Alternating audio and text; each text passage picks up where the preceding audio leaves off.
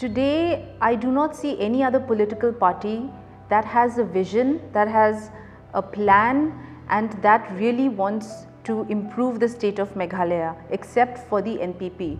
And that's the reason why people of Meghalaya should vote for NPP, because we are a party, we come with the pure intention of improving the lives of people here. We want to bring development, we want to improve the infrastructure of our state, we want to improve the education of our state, and we have the capacity, because I think that NPP is one political party that is booming with people who have a vision, who are extremely qualified, who have a very good background. So the kind of teamwork that NPP has is something that no other political party has.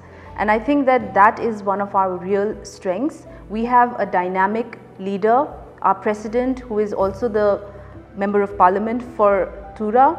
We have a leader like him. We have other leaders who are in the assembly, who have that great experience and concern for the state.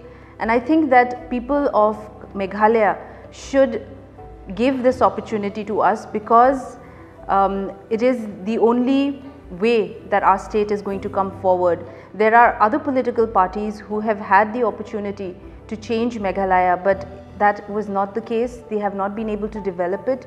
And I think that it's time that we change and rectify what has gone wrong in the past.